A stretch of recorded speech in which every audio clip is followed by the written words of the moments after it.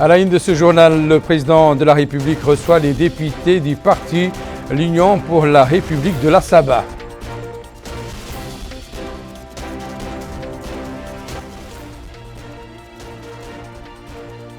Le comité interministériel insiste au cours de sa réunion sur le respect des mesures préventives contre la Covid-19.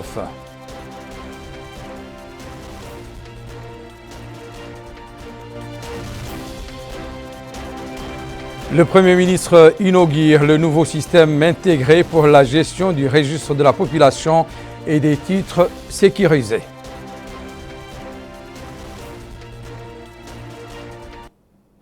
Mesdames, Messieurs, bonsoir et bienvenue à ce journal que nous commençons par les activités du président de la République. Monsieur Mohamed Ould-Cheikh El-Ghazouani a reçu aujourd'hui en audience les députés du parti l'Union pour la République UPR de la Sabah. L'audience a porté sur le rôle du pouvoir législatif dans le renforcement de la démocratie, l'édification d'un État de droit et le respect du principe de la séparation des pouvoirs. Il a été question aussi de l'intérêt de consacrer le rôle représentatif des députés à travers l'écoute des problèmes et préoccupations des populations de leur circonscription électorale.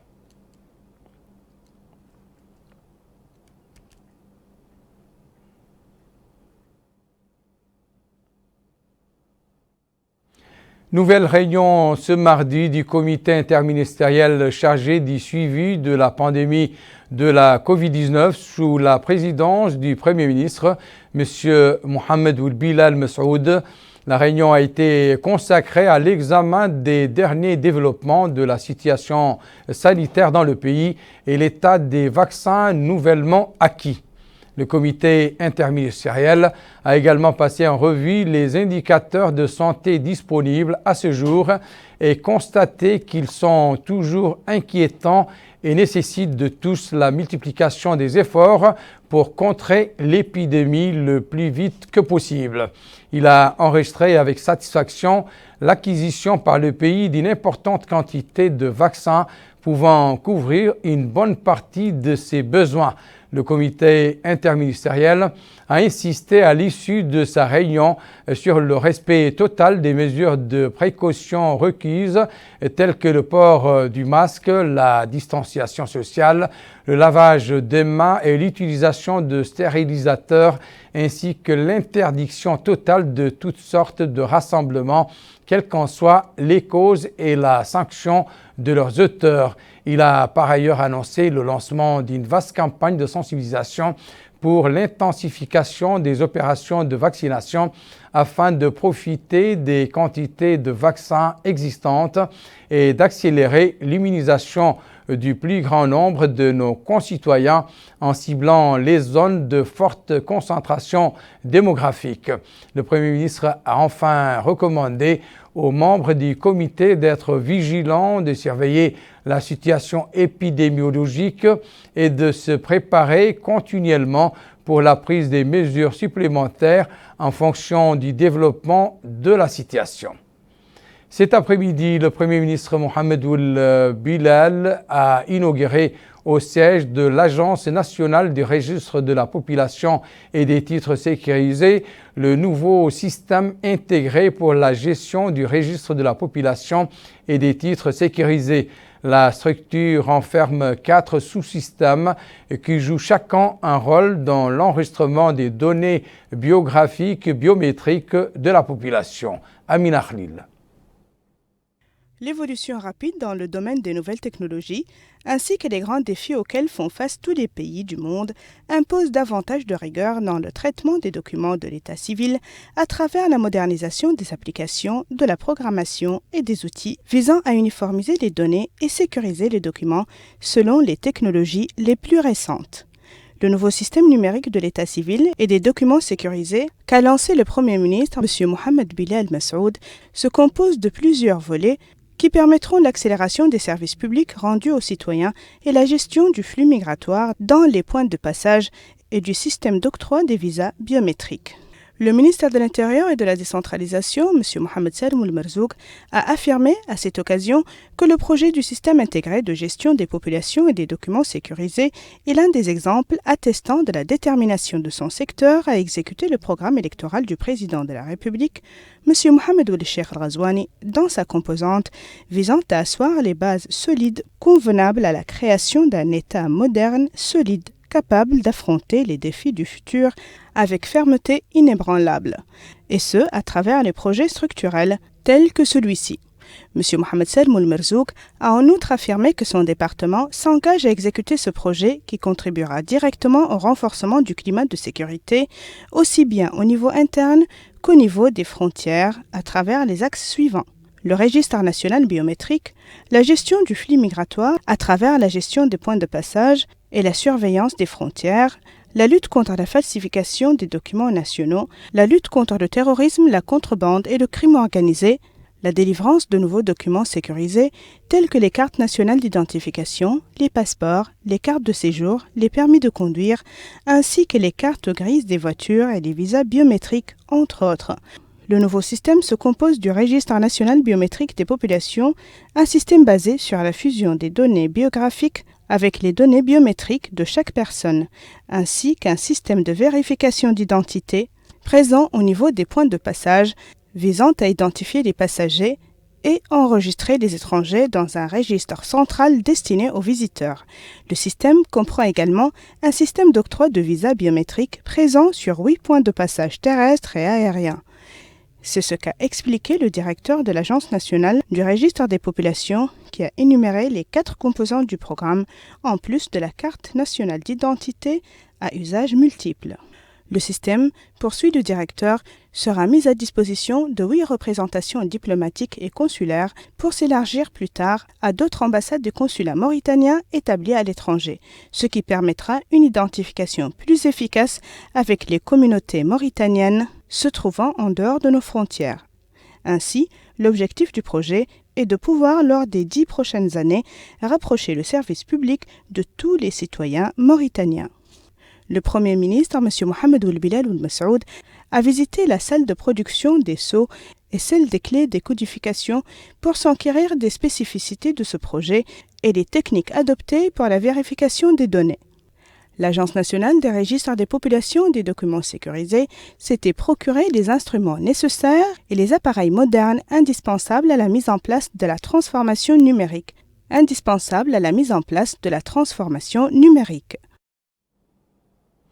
Des denrées alimentaires au profit des couches démunies, des équipements sanitaires pour le centre hospitalier de Nouakchott, du mobilier pour les mosquées et des machines à coudre pour les mahadras. C'est le don offert par l'Association des oulémas de Mauritanie. La remise de cette contribution a été supervisée par le ministre des Affaires islamiques et de l'enseignement original dans les locaux de l'Institut supérieur des sciences et des recherches islamiques de Nouakchott, plus connu sous le nom de l'ISERI. Aminata Khan. L'Association des oulémas de Mauritanie apporte une nouvelle fois son soutien et son assistance aux populations démunies face à la 3e vague de la Covid-19 en fournissant une aide alimentaire à plus de 400 familles nécessiteuses du matériel médical au centre hospitalier national ainsi que de l'ameublement aux différents mosquées de la ville. Le don offert par l'Association des oulémas de Mauritanie a été fortement apprécié par le département de tutelle, car selon le ministre des Affaires islamiques et de l'enseignement originel, le don est intervenu à un moment opportun où le pays subit de plein fouet les effets négatifs de la pandémie de la Covid-19.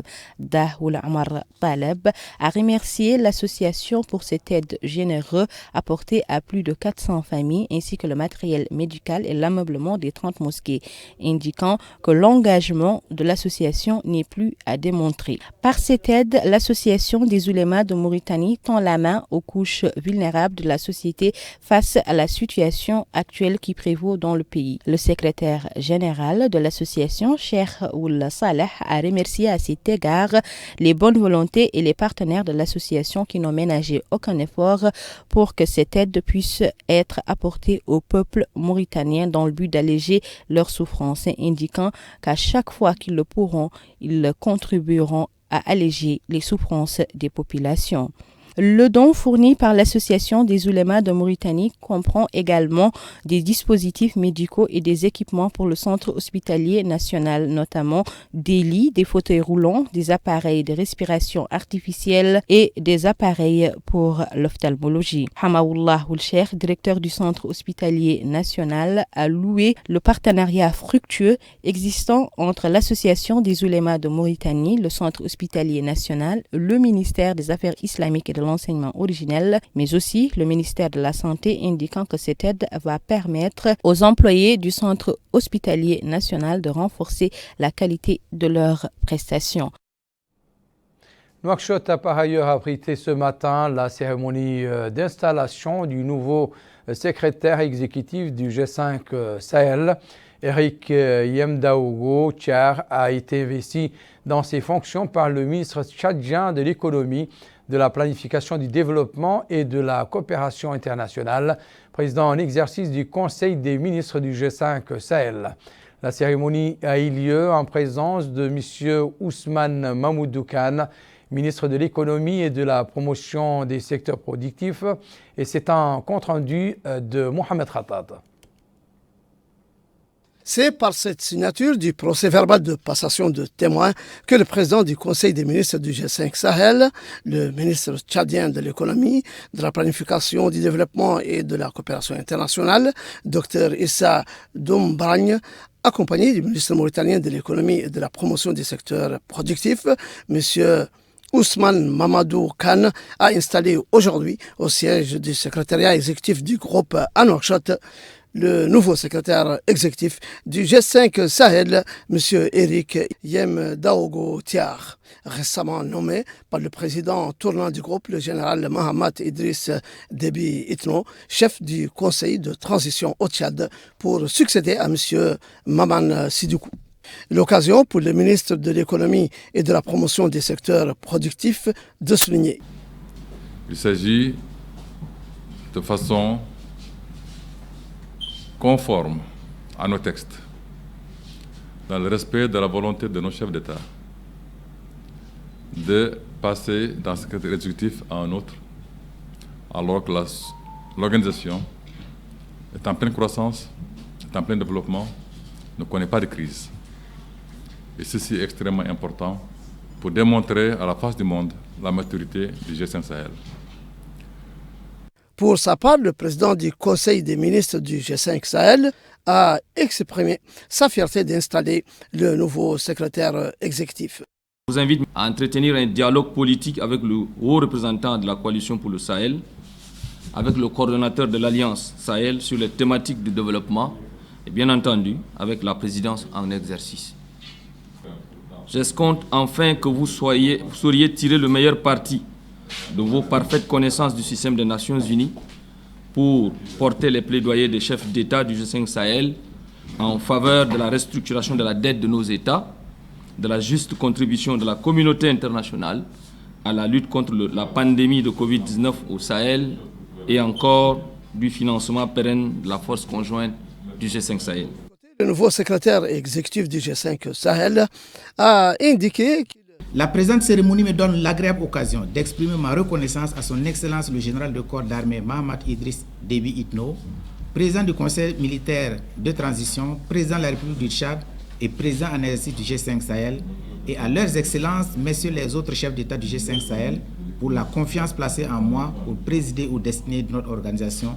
Monsieur le secrétaire exécutif sortant, cher frère Sidoukou, lors du sommet du 9 juillet dernier, les chefs d'État du G5 Sahel vous ont rendu un hommage bien mérité.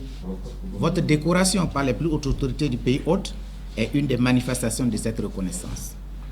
Le secrétaire exécutif sortant a rappelé que sur le bilan de 3 années et demie, il me plaît de relever la conduite du processus de réforme du secrétariat permanent, devenu secrétariat exécutif, le positionnement stratégique du G5 Sahel dans l'environnement régional et international à travers notamment le renforcement et la diversification du partenariat, l'action diplomatique soutenue et la qualité de la représentation de l'organisation à diverses rencontres et instances. La construction d'une dynamique de collaboration avec l'ensemble des acteurs intervenant dans la région Ces différents résultats sont mesurables aussi bien sur le plan de la sécurité que celui du développement. Au plan sécuritaire, nous avons travaillé à renforcer, à étoffer le dispositif de défense et de sécurité et à mobiliser le soutien des partenaires au profit des actions entreprises dans le domaine et particulièrement au profit de la force conjointe. Sur le plan du développement, le secrétariat exécutif bénéficie désormais de la confiance des partenaires qui développent à travers nous ou avec nous des projets et programmes suivant les référentiels prioritaires du G5 Sahel et ou les orientations des autorités. Il est à noter que la cérémonie s'est déroulée en présence des coordonnateurs points focaux du G5 Sahel, du Burkina Faso, de la Mauritanie et du Tchad, de la coordinatrice régionale de la plateforme des femmes du G5 Sahel et des chefs de département du secrétariat exécutif du G5 Sahel. Le système sanitaire national renforcé par l'acquisition d'un appareil de haute technologie de séquençage du génome des virus. Il s'agit d'un don de la France qui va permettre à notre pays d'effectuer sur place des analyses sans être obligé désormais de louer les services de l'Institut Pasteur de Dakar. Abdoul Adamaba. L'Institut national de recherche en santé publique a entraîné un appareil de séquençage qui constitue un outil de haute technologie dans le cadre du diagnostic des différentes souches de la pandémie du Covid-19. Cette machine s'avère utile dans la détection des différentes mutations du coronavirus, particulièrement au moment où notre pays fait face à la présence du variant Delta. Le ministre de la Santé, Sidi Ould Zahab, a précisé que la réception de cet équipement permettra de réaliser des tests et d'améliorer les capacités de l'Institut national de recherche en santé publique afin d'étudier les différentes séquences génétiques du virus. Avec cette machine, souligne-t-il, il sera possible, grâce au prélèvement effectué, de détecter la nature des virus qui circulent. Il a à la fin formulé des remerciements à l'endroit de l'Agence française de développement AFD. L'acquisition de cet appareil revêt une double importance. D'abord, bien évidemment, dans le cadre de la riposte contre l'épidémie de Covid-19 stricto sensu, puisque, à travers l'apparition des différentes mutations du virus ces derniers mois, et face à la menace que fait peser le variant Delta sur les systèmes sanitaires du monde entier, il est plus que jamais nécessaire de pouvoir connaître rapidement les réalités concrètes des évolutions épidémiologiques nationales à travers l'analyse des différentes souches circulantes. Autrement dit, il faut être capable très vite de savoir si et quand et où et comment circule éventuellement un variant du virus à un moment donné. C'est cette capacité d'analyse qui participe grandement à pouvoir anticiper, préparer, adapter la réponse sanitaire dans son format le plus adéquat et qui nous permettra ainsi collectivement de sortir de cette épreuve. Rappelons que ce séquenceur constitue un appui de l'AFD à l'Institut national de recherche en santé publique. Il a été acquis pour un montant global estimé à 400 000 €. La Covid-19 qui continue malheureusement de se répandre et d'engendrer de nouveaux décès. En attestent les derniers chiffres communiqués par le ministère de la Santé dans son point de presse quotidien relatif à l'évolution de cette pandémie. Nous avons enregistré 353 nouveaux cas Covid-19, dont 38 cas contacts et 315 cas communautaires. Nous avons aussi enregistré 133 nouvelles guérisons durant les dernières 24 heures. Et aussi, nous avons enregistré 5 nouveaux décès. Le cumul de cas positifs enregistrés depuis le début de la pandémie est de 26 555. Le cumul de guérisons est de 22 705 et le cumul de décès est de 576. Nous avons aujourd'hui 3 274 cas actifs, dont 3 156 asymptomatiques, 69 avec des symptômes simples et 49 avec situation grave. La répartition de nouveaux cas enregistrés durant les dernières 24 heures par Mogata, 2 à Djigani, 2 à Nema, 6 à Barkewel, 1 à Boumdeït, 4 à Gerou, un nouveau cas à Kankossa, 1 à Kifa, 12 à Kaïdi, 10 à Mbout, 2 à Monguel et 3 à Eleg. 2 nouveaux cas à Bababé, 6 à Bogué, 1 à Mqtal Hajar, 8 à Boutilimit, 2 nouveaux cas à Kermessein, 8 à Meldardra, 4 à Arkiz, 2 à Rosso, 2 à Aoujeft, 10 nouveaux cas à Atar, à Shingiti, 4 à Chami, 40 nouveaux cas à Nouadhibou, 12 à Mjriya, 1 à Gabou et 1 à Selibabi, 12 à Zouerat, 9 dans la Muqata'a d'Agjoujit, 1 à Benishab, 13 à Oksar, 4 à Sabkha, 57 nouveaux cas à Tafraq Zayna, 16 à Dar Naïm, 24 nouveaux cas à Tayarit, 19 à Toujounine, 23 à Ravat, 9 à Al-Mina et 17 nouveaux cas dans la Muqata'a de Riyad. Les tests réalisés durant les dernières 24 heures sont au nombre de 2853, dont 2314 TDR et 535 PCR. Pour la situation de la vaccination, nous avons administré 4020 nouvelles doses durant les dernières 24 heures et 229 deuxièmes doses. Le cumul des premières doses est de 200 929 et de deuxième dose, le cumul est de 18 409. L'actualité est marquée également ce jour à Nouakchott par le démarrage des travaux d'une journée de sensibilisation autour du projet de l'emploi des jeunes. Le projet est destiné aux jeunes de 15 à 24 ans et financé par la Banque mondiale et l'État mauritanien. Abdul Adamaba.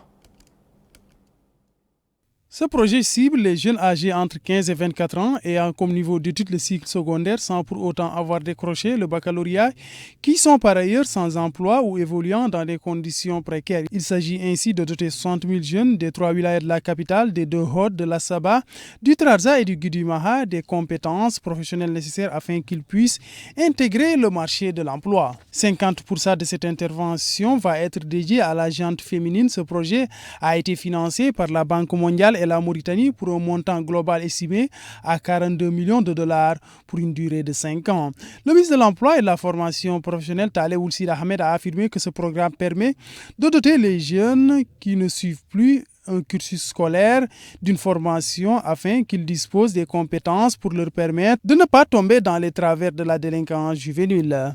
Il a déclaré que ces jeunes ont besoin d'opportunités pour leur permettre d'être intégrés dans la vie active et leur redonner de l'espoir. Le ministre de l'Emploi a en outre indiqué que ce programme est un appui majeur sans précédent qui n'a jamais été jusque-là réalisé en faveur de la frange jeune. Le ministre de l'Emploi a en outre indiqué que ce programme est un appui majeur sans précédent qui n'a jamais été jusque-là réalisé en faveur de la frange jeune. Le coordinateur technique de ce projet a, au cours de cette journée de sensibilisation, présenté certains aspects de cette intervention.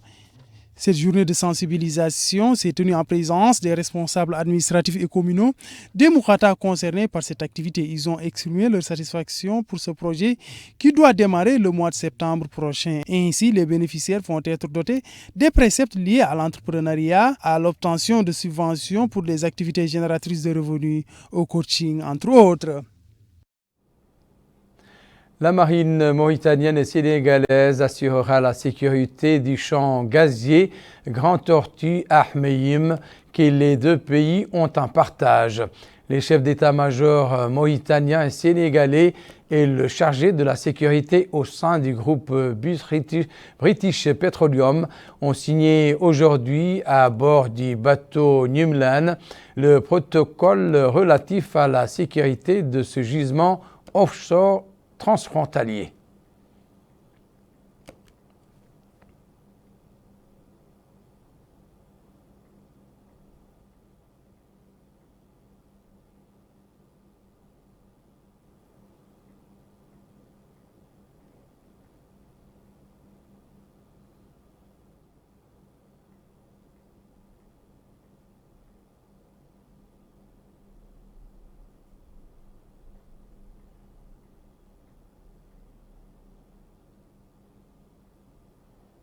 Nous clôturons ce journal par la pluie. Plusieurs localités du pays ont été arrosées ces dernières 24 heures.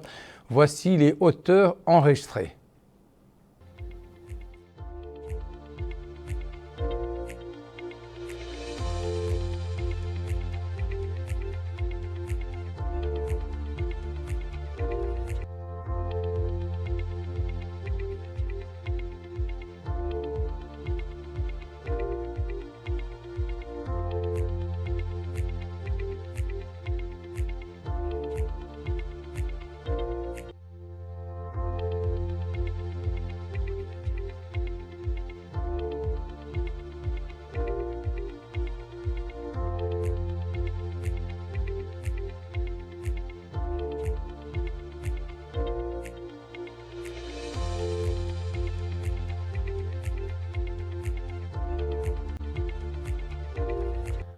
Le rappel à présent des titres de cette édition. Le président de la République reçoit les députés du parti L'Union pour la République de l'Assaba.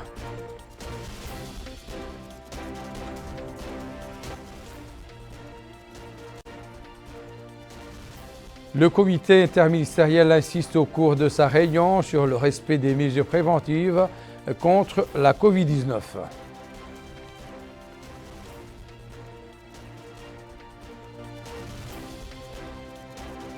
Le Premier ministre inaugure le nouveau système intégré pour la gestion du registre de la population et des titres sécurisés.